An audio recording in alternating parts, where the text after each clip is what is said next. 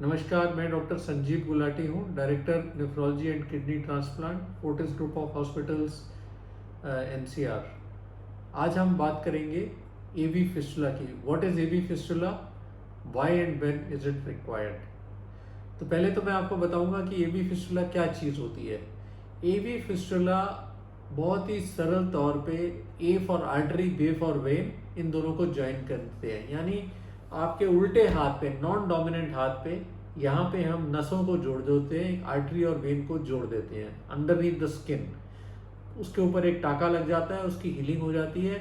Skin के नीचे ये आर्टरी से ब्लड डायरेक्टली वेन में जाता है, वेन थोड़ी आर्टीरियलाइज यानी मोटी हो जाती है। तो ये क्यों बनाते हैं? देखिए, ऐसा है कि जबकि क्रॉनिक किडनी डिजीज स्टेज 5 पे पहुंच जाती है तो डायलिसिस की रिक्वायरमेंट होती है। तो उसकी तैयारी में इसको एवी फिस्टुला को बनाया जाता है।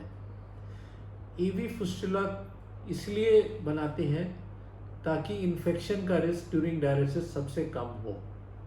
इसको हम लोगों ने इंडियन सोसाइटी ऑफ नेफ्रोलॉजी और अमेरिकन सोसाइटी ऑफ नेफ्रोलॉजी ने फिस्टुला फर्स्ट अप्रोच भी बोला है। यानी फर्स्ट डायलिसिस अगर आप कोशिश करें फिस्टुला से अगर रहेगा तो आपका डायलिसिस का जो प्रोसेस है स्मूथ रहेगा, इन्फेक्शंस नहीं रहेंगे।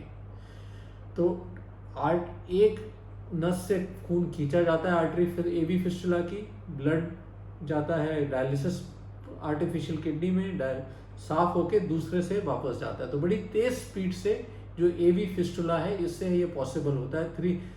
प्रति मिनट 300 ml स्पीड पे हम ब्लड खींच सकते हैं, पंप कर सकते हैं, कई बार हमें 500 तक भी चले जाते हैं। तो ये तो चीज़ रही एवी फिस्टुला की। तो ये क्यों ज़रूरत है? देखिए, जब आप स्टेज 5 किडनी डिजीज़ पे पहुंच गए और आपको डायलिसिस की ज़रूरत है तो आपके 2-3 रास्ते हैं डायलिसिस करने के। क्योंकि डायलिसिस में जो हीमोडायलिसिस है, हमें ब्लड निकालना होता है, सफाई करनी होती है, वापस पंप होना होता है। एक होता है नेक में लाइन डालते हैं, इंटरनल जुगुलर कैथेटर। ये लगभग एक टेम्पररी लाइन होती है जिसको हम मैक्सिमम 3 से 4 हफ्ते रख सकते हैं।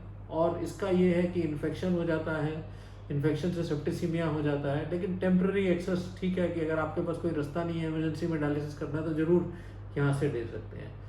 दूसरे नंबर पे आता है परमाकैथ। परमाकैथ भी एक आर्टिफिशियल ट्यूब है जो सुपीरियर वेना केवा और लेफ्ट एट्रियम में डाली जाती है। ये भी क्योंकि बड़ी नस में होती है, बहुत तेज़ी से इससे ब्लड निकाला जा सकता है और वापस पुश किया जा सकता है। ये एक ऐसा कैथेटर है जो इंटरनल जुगुलर कैथेटर से ज़्यादा बेटर है, क्योंकि ये लंबे समय तक चल सकता है। लेकिन क्योंकि ये भी एक आर्टिफिशियल ट्यूब डली हुई है, इससे भी रिस्क ऑफ इन्फेक्शन रहता है, इसमें खून जम भी सकता है, थ्रोम्बोसिस हो सकता है, और डायरेक्ट क्योंकि हार्ट में पड़ी रहती है, कई बार बड़े सीवियर इन्फेक्शन होते हैं। तो ये भी फर्स्ट चॉइस नहीं है। तो जो एवी फिस्टुला है उसमें कोई एक्सटर्नल ट्यूब नहीं डाली जा रही है, आपकी अपनी नसों को जोड़ा जा रहा है। तो इसीलिए सबसे अच्छा प्रोसेस एवी फिस्टुला ही माना जाता है, क्योंकि मिनिमम रिस्क ऑफ इन्फेक्शन रहता है और लॉन्ग टर्म तक ये चलता है। अगर आप इसका ख्याल रखेंगे तो ये चलता रहेगा, सालों साल चलता है। लेकिन अक्सर ये देखा गया है कि जैसे ही मरीज को हम एवी फिस्टुला के लिए बोलते हैं तो तुरंत वो भाग जाता है, वो दूसरे डॉक्टर के पास चला जाता है। डॉक्टर वो तो ये सोचता है कि एवी फिस्टुला मतलब मेरा डायलिसिस हो रहा है। ऐसा नहीं है। एवी फिस्टुला कब बनाया जाता है ये मैं आपको बता दूं। किडनी डिजीज की 5 स्टेजेस होती है, स्टेज 1, स्टेज 2, स्टेज 3, स्टेज 4 और स्टेज 5। स्टेज 4 किडनी डिजीज में जब किडनी फंक्शन 15 से 30% पे रहता है तो उस समय एवी फिस्टुला बनाना होता है। क्यों? क्योंकि आज भी अगर हमने फिस्टुला बनाया तो उसको 1 महीना कम से कम लगेगा फिस्टुला रेडी होने में, डायलिसिस के लिए ऑप्टिमाइज होने में।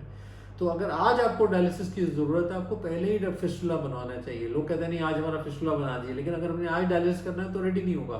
फिस्टुला जरूर बन जाएगा, लेकिन हमें एक अलग से ट्यूब डालनी पड़ेगी। इसलिए अगर आप रेगुलर फॉलोअप पे हैं अपने नेफ्रोलॉजिस्ट से, तो वो आपको खुद ब खुद बताएंगे कि आप स्टेज 4 किडनी डिजीज में आ गए हैं, आप आगे की तैयारी कर लीजिए। कभी खुदा ना खास्ता आपको टेम्पररी डायलिसिस की भी ज़रूरत है, फिस्टुला बना होगा तो आपको ट्यूब डालनी नहीं पड़ेगी, आपके एडमिशंस नहीं होंगे, रिस्क ऑफ इन्फेक्शन कम होगा।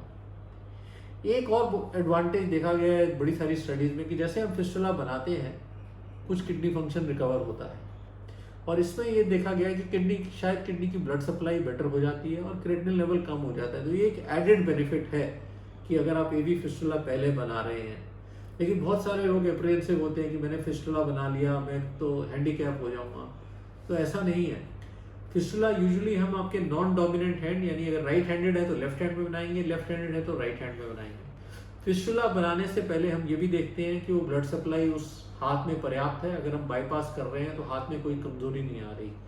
और क्योंकि लेफ्ट हैंड है तो ऐसा कुछ नहीं है, सब काम आप कर सकते हैं, उससे थोड़ा बहुत वजन उठा सकते हैं। एक प्रिकॉशन जरूर लेनी है कि जब भी आपका फिस्टुला बना उस पर ऐसा ज़्यादा टाइट प्रेशर बैंड नहीं पहनना, या फिर उसको सर के नीचे रख के सो नहीं जाना। डायरेक्ट प्रेशर नहीं होना चाहिए, क्योंकि उससे वो बंद हो सकता है और रुक सकता है। तो अगर आप ये चीज़ें ख्याल रखेंगे, फिस्टुला आपका चलता रहेगा। Fistula should be made well in advance. और एबी फिस्टुला टाइम पे बनवाइए, स्टेज 4 किडनी डिजीज पे बनाइए। फिस्टुला बनवाना और डायलिसिस शुरू करना दो अलग अलग बातें हैं। और ट्रस्ट योर नेफ्रोलॉजिस्ट, अगर वो कह रहा है तो फिस्टुला को टाइम पे बनवा के सारी प्रिपरेशन कीजिए। यही मेरा आज का आपके लिए मैसेज है। Thank you.